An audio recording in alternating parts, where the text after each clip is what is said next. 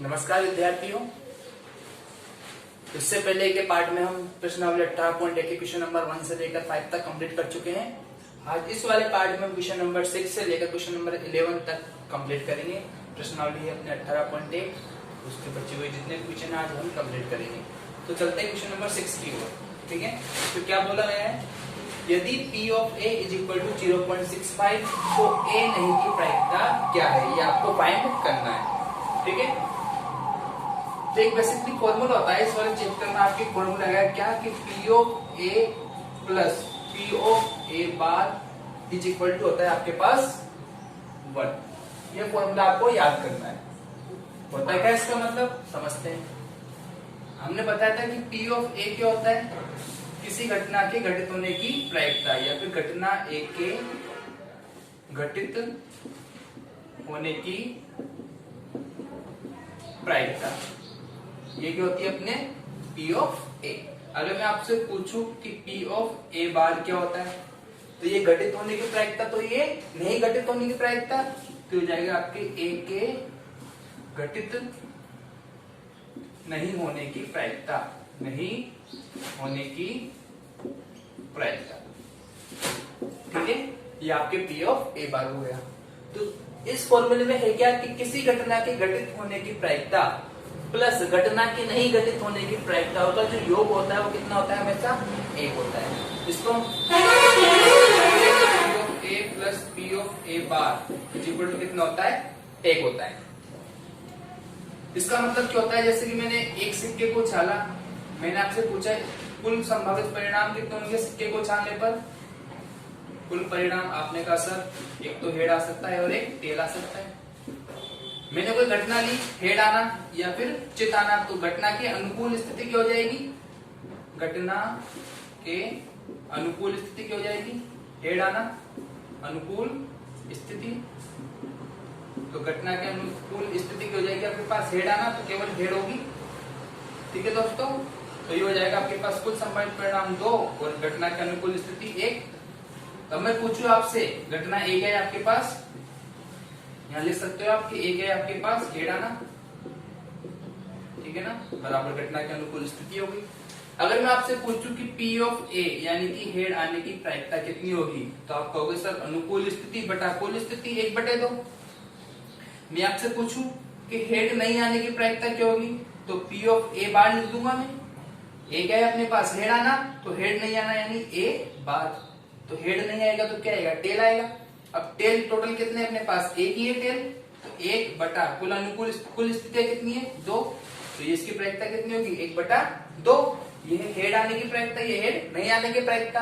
अब मैंने आपको क्या बताया था फॉर्मूला, कि किसी भी घटना के घटित होने की प्रायिकता प्लस नहीं घटित होने की प्रायिकताओं का योग कितना होता है, 1 होता है। चेक कर सकते हैं अपन कि P ऑफ A कितना है अपने पास 1/2, P ऑफ A बार कितना है 1/2 इज इक्वल टू के इन दोनों का योग 1 आएगा, आधा और आधा कितना हो गया 1, दे सकते हैं।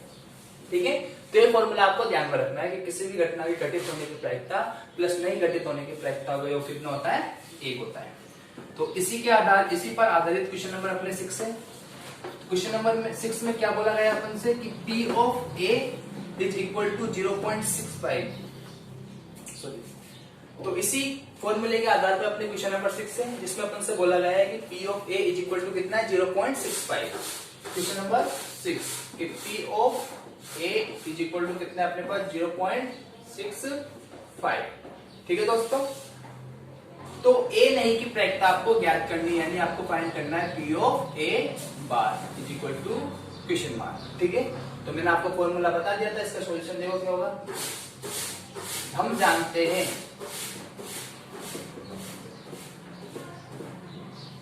क्या जानते हैं कि P of A plus P of A bar is equal to कितना होता है 1।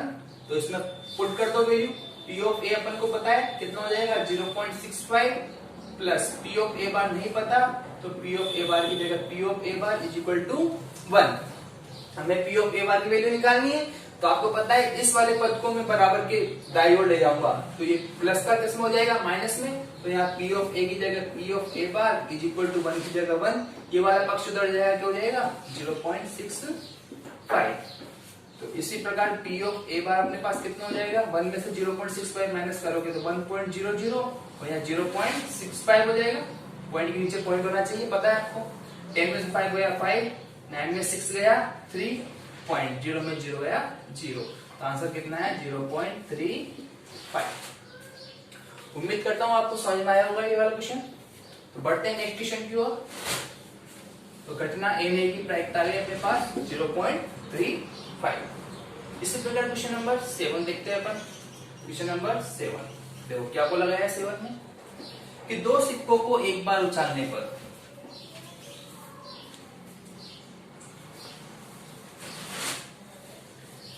क्वेश्चन नंबर 7 में क्या बोला गया है अपने पास कि दो सिक्कों को एक बार उछालने पर अधिक से अधिक एक पट आने की प्रायिकता ज्ञात कीजिए।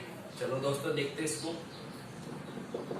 अब आपको पता है कुल संभावित परिणाम या सिक्के को उछालने पर कुल संभावित परिणाम या एन ऑफ एस लिख सकते हैं अपन। पहले सबसे पहले चलो इसे मानो घटना ए क्या मान लो आप,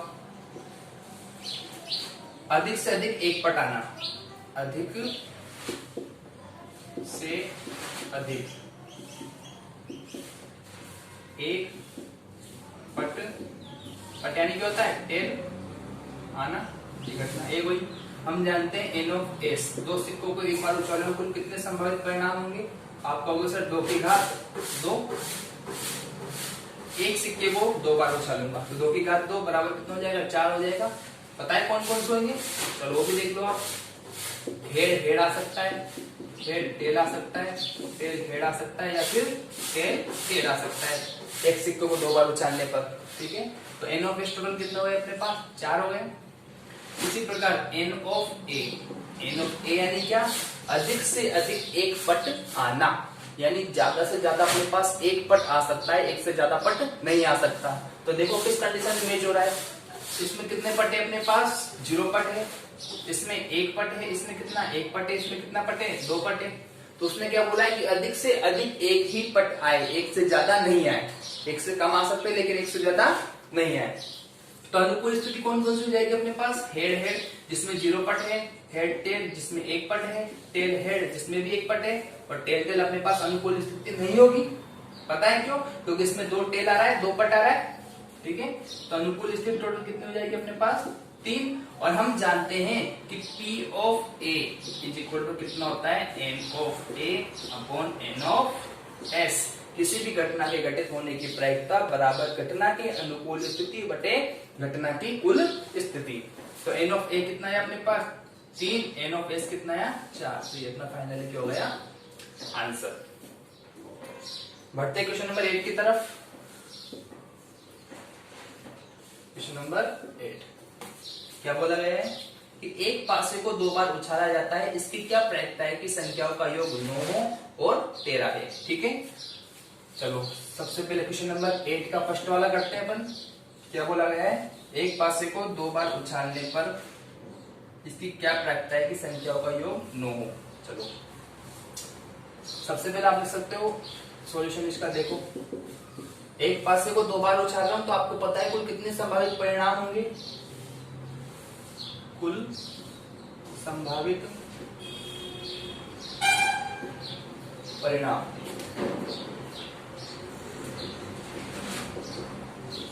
बराबर क्या क्या होंगे, देखो एक पासे को जब मैं 2 बार उछालूंगा तो आपको पता है एक पासे पे 6 परिणाम होते हैं और उनको 2 बार उछालना तो 6 की घात 2 बराबर 36 टोटल परिणाम होंगे।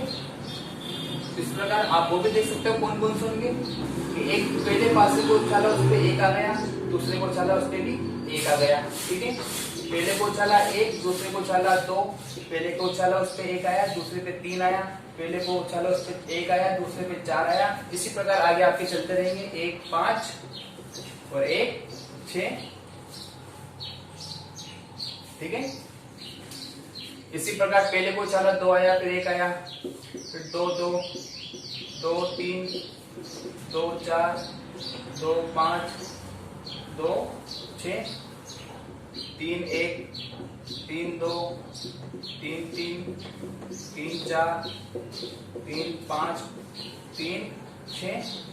इसी प्रकार 4 के लिए हो जाएगा, 5 के लिए हो जाएगा और 6 1 हो जाएगा अपने पास, 6 2 हो जाएगा, 6 3 हो जाएगा, 6 4, 6 5,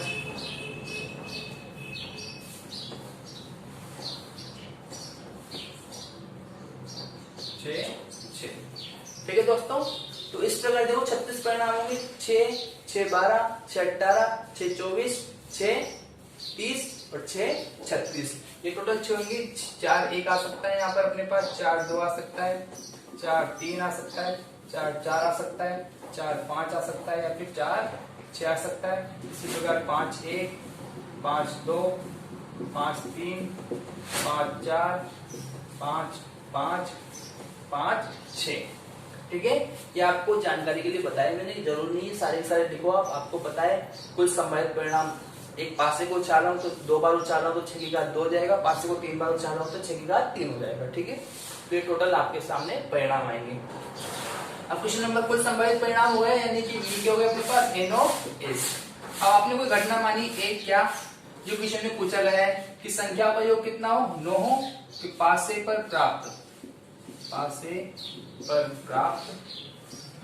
संख्याओं का योग कितना हो, 9 हो। तो n ऑफ a यानी घटना a के अनुकूल स्थिति, उसने बोला है कि दोनों पासे पर जो संख्या प्राप्त हो रही है उन दोनों संख्याओं का योग कितना होना चाहिए, 9 होना चाहिए। अब देखिए क्या इसमें 9 आ रहा है, इन दोनों का योग नहीं आएगा, इसमें 3 आएगा, इसमें 4, इसमें 5, इसमें 6, इसमें 7 आएगा दोनों संख्याओं का योग। इसमें 3, इसमें 4, 5, 6, 7, इसमें 8 आएगा, इसमें भी नहीं आ रहा दोनों संख्याओं का योग 9। इसमें 3, 4, 5, 6, 7, 8, 9, यस। इसमें हमें दोनों पासे पर प्राप्त दोनों संख्याओं का योग कितना मिला, 9 मिला। तो ये अपने पास अनुकूल स्थिति हो जाएगी, तो आप लिख सकते हो 3 6 1 हो गई। इसी प्रकार 5 और 1 6, ये 7 8 और ये 9, ये वाली भी अनुकूल स्थिति हुई अपने पास, क्या 5, 4। इसी प्रकार और देखो 6 और 3 9, ये वाली भी अपने पास अनुकूल स्थिति हो गई कितनी, तो ये छोड़ दिया अपन ने।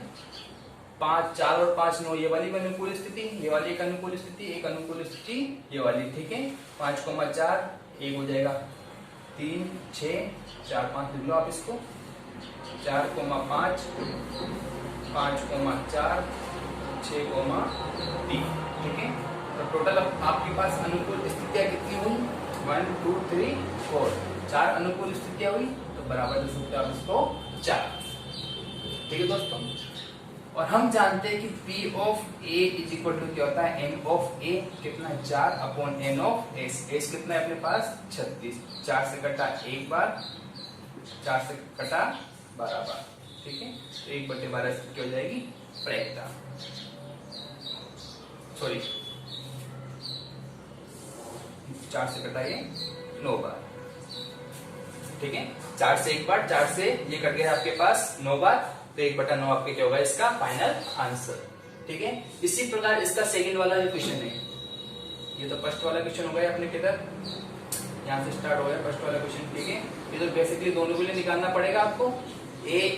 एक घटना माननी पड़ेगी जिसका योग कितना है, 9 है।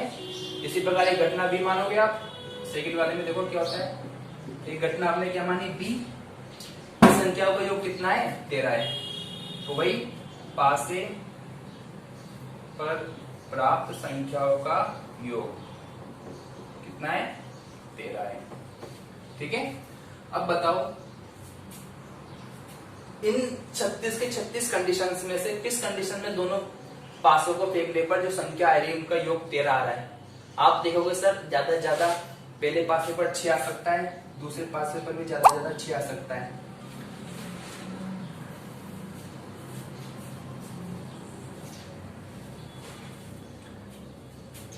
ठीक है, तो ज्यादा ज्यादा 12 आ सकता है दोनों संख्याओं का योग, 12 ज्यादा नहीं आ सकता है। तो अनुकूल स्थिति मिलेगी क्या आपको, कुछ भी नहीं मिलेगी इसमें से। तो ठीक है, तो N ऑफ B घटना B के अनुकूल स्थिति कितनी हो जाएगी आपके पास, 0 हो जाएगी, कुछ भी नहीं है। अब आप जानते हो कि P ऑफ B यानी घटना B के घटित होने की प्रायिकता अनुकूल स्थिति बटे कुल स्थिति बराबर कितनी हो जाएगी, 0। ये एक असंभव घटना है कि दोनों पासे पर प्राप्त संख्या का योग 13 हो। कभी हो सकता है कि 13 नहीं हो सकता, तो ये अपना क्या होगा इसका फाइनल आंसर। ठीक है दोस्तों, उम्मीद करता हूँ समझ में आया होगा आपको।